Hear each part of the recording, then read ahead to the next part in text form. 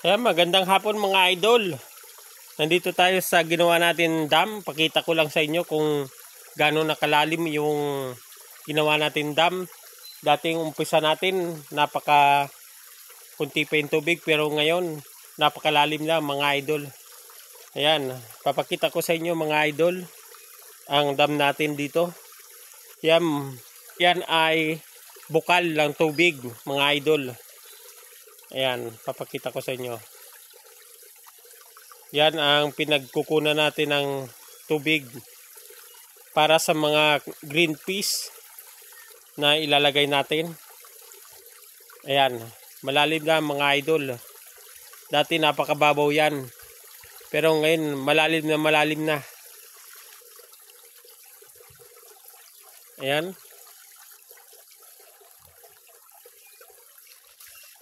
Pinakalalim niya mga idol.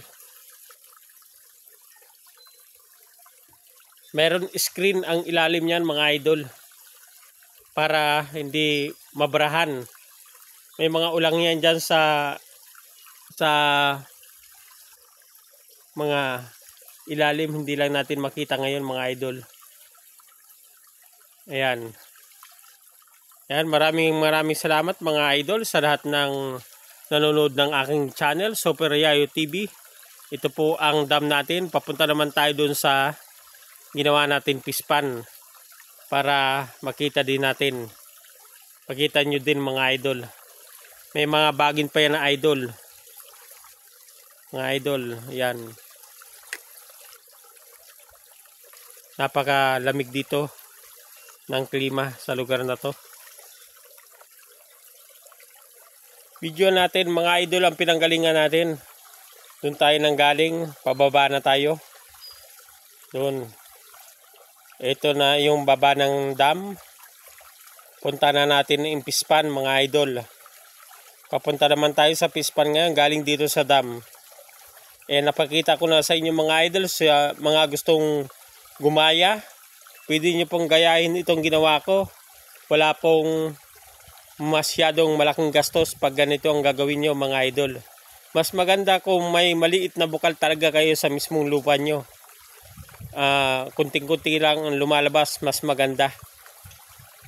Hindi tayo mahirapan padami. Diyan tayo nanggaling mga idol. Pabalik na tayo. Madilim na madilim ng panahon ngayon. Parang malakas ang ulan na naman. Ito po, nanggaling po tayo dito sa 500 meters na dam. Galing doon sa ating pispan. Makikita nyo dito, napakaganda ng tanim ng kapatid ko. Itong malago na yan, kabay. Pero pagulong po yan, kabay ang tawag po dyan. Mamaya na natin idudugtong ang hose para malakas na naman ang ulan.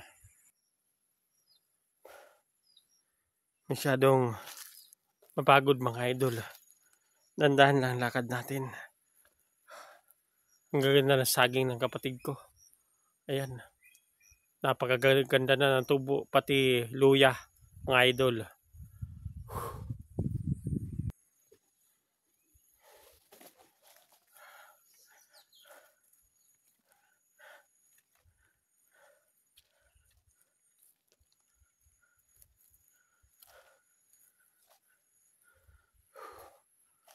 Pagod. Ang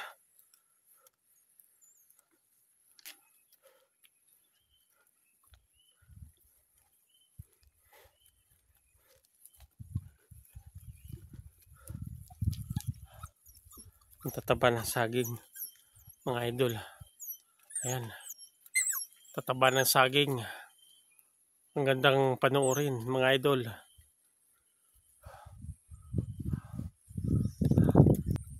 Pahinga muna tayo dito mga idol sa kalahatian.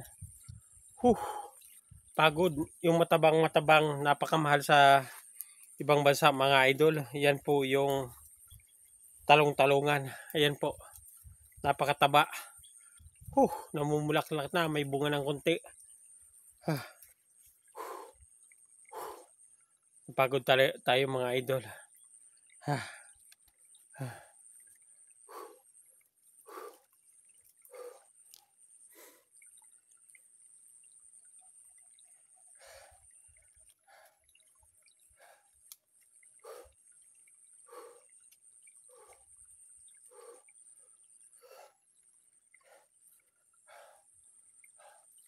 Malayo-layo yung nilakad natin.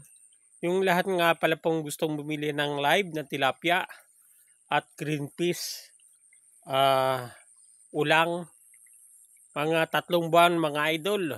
Pwede na kayong bumili dito. Hanapin nyo lang po si Manny Elmer Bermundo dyan sa tabi ng BGMP.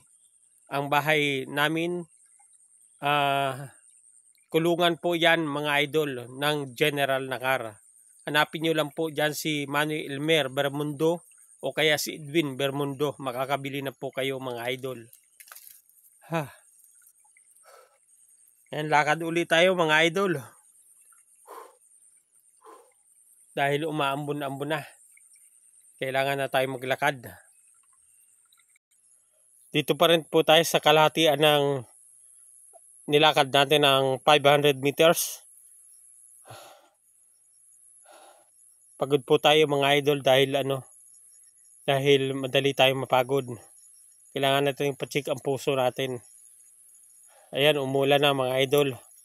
Kailangan na natin bilisan. Ang ganda na ng tanim ng ating kapatid na kamuting bagin.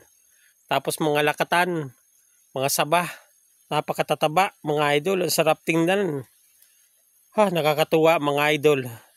Ang tataba ng kamuting bagin, ang tataba ng saging, yung mais. Yan mga idol ang tanim niya dyan.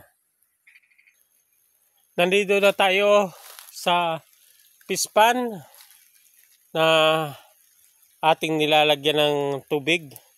Ngayon ay pinutol muna natin yung tubig dahil malakas na naman ang ulan. Medyo bawasan natin mga idol. Kaya walang bumubuhos dyan dahil pinutol natin doon sa pangalawang putol sa 250 meters.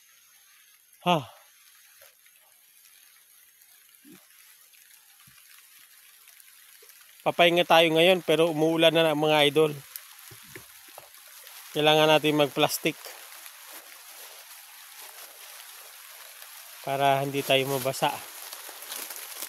Malayo pa yung bahay natin, mga 200 meters pa, 300 meters pa mga idol. Kaya kailangan natin maglakad papunta doon sa bahay.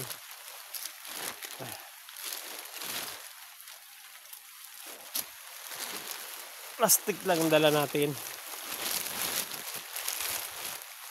Ito yung pispan na sinusupply ng galing sa dam mga idol. Yung ginawa natin dam dito ang bagsak ng tubig.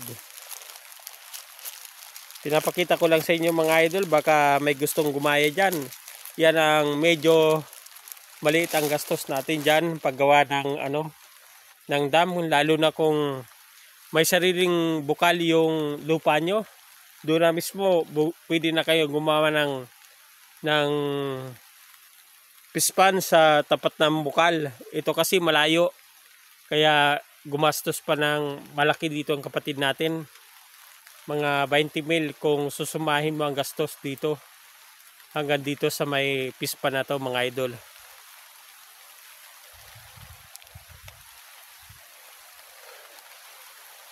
Ayan, napakaganda pa rin ng paligid mga idol. Ayan, umuulan. Yan ang mga saging sa tapat ng pispan. Pinapakita ko lang po sa inyo yung kagandahan ng lupa dito.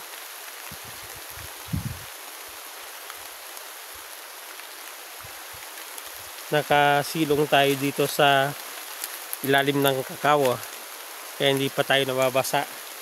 Pero malakas ang ulan mga idol. Mamaya mga idol, papatay na natin para tayo umuwi na. Dahil mababasa tayo dito. Malakas ang ulan. Malakas ang bagsak ng ulan. Ayan mga idol, maraming salamat sa lahat na nanonood ng Super Yayo TV. Sundan nyo lang po ang aking mga vlog. Marami po kayong matututunan. Maraming salamat po. Bye-bye.